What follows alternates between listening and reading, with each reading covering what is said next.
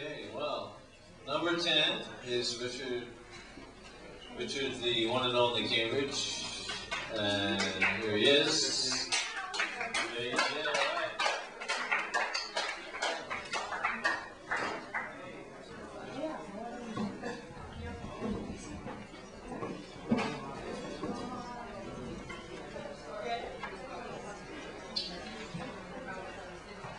In a few days, we're going to mark the 499th turning of the European presence on what native peoples call Great Turtle Island. And sometimes the truth is better conveyed not through poetry, but simple declarative sentences. And I'd like to read an essay, a short essay by Hans Koenig that appeared last year that was titled, "Don't Celebrate 1492 Morning." Throughout the country, groups are organizing counter-celebrations of the quincentennial of the year 1492. They are preparing to counteract the official celebrations of the 500th anniversary of Columbus's landing in the Americas. A New York group tentatively called Columbus in Context had its first meeting last month. This is our opening statement.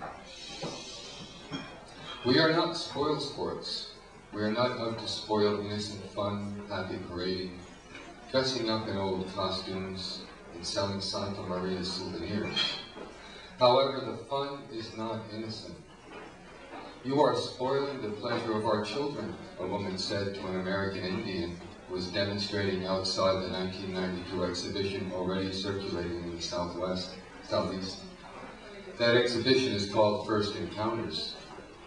The miserable truth is that those first encounters on the Indian side quickly led to the last encounters. The Indians of the Caribbean were destroyed within 2 generations by Spanish discoverers. Not one of them was converted to the Catholic faith, which was supposedly a prime motive of these voyages.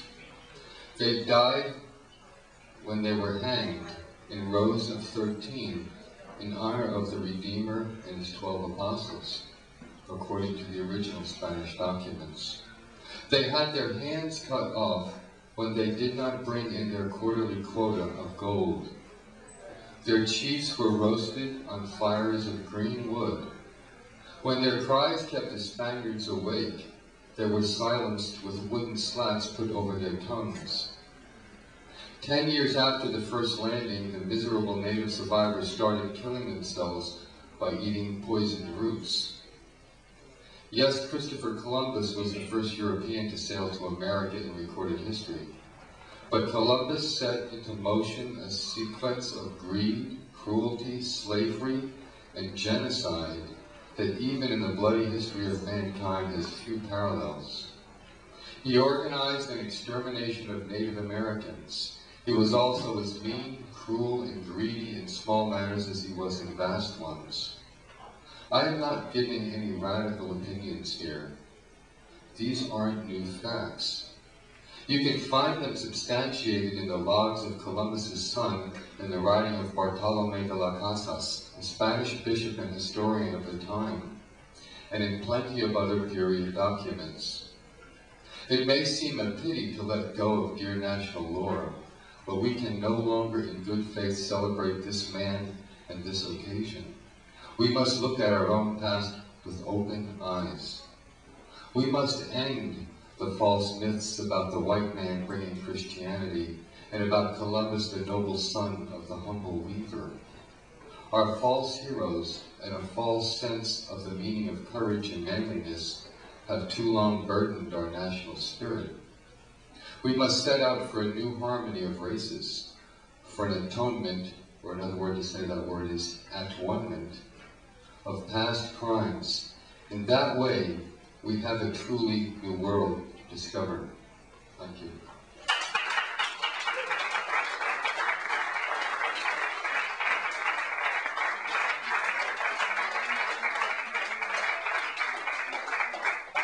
I start with Diana Rutnik.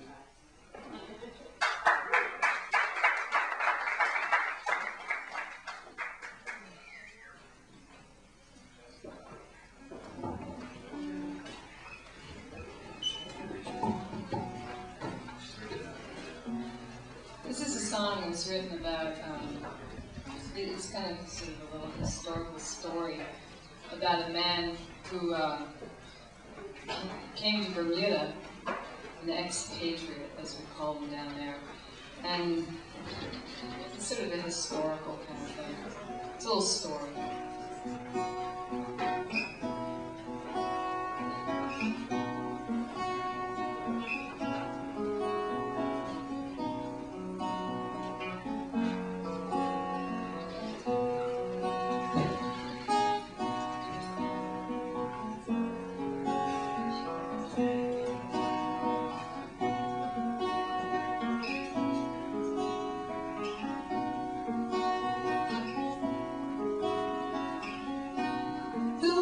Driving from the southern sphere, Hurricane Gabriel blows his trumpet wild, shifting beats and causing rocks to stand. Out of churning waters, a foaming span, blow your bagpipes into the hurricane winds.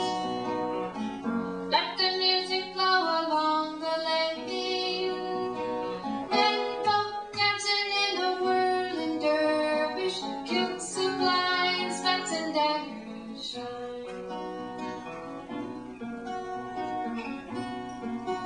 He's a sailor on His Majesty's brig, on an island far from his Scottish hills, where birds sing cheerful from palmetto leaves, berries drop from the moistened trees.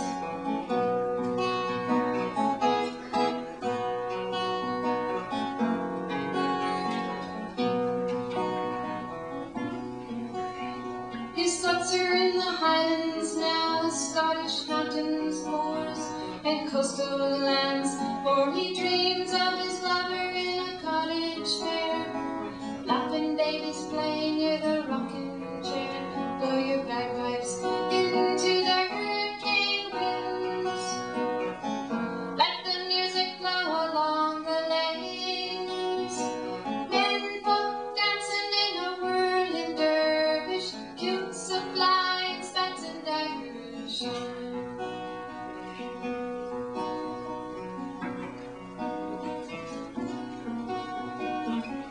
But the islands have enchanted him, won his heart, but brought him sin, for he holds a lady of a darker mold in the sweet tropic waters of his island home.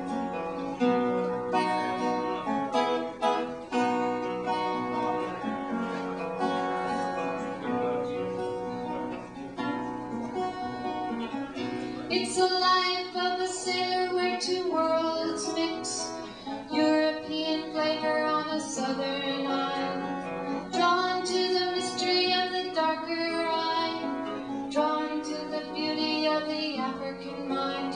Blow your bagpipes into the hurricane winds.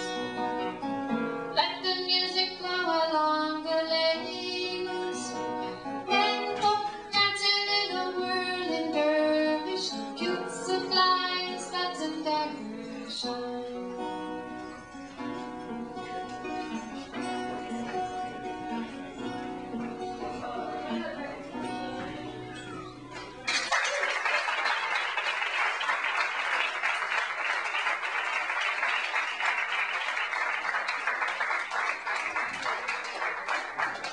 Okay, Diana Rutnik and Richard Peters before that. Yes, yes, give them more applause.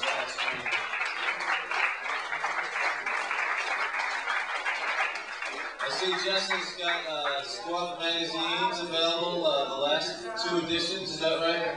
Exactly, only 3 issues left. Is that, all right, well, they're selling like hotcakes, folks, so get them while they last.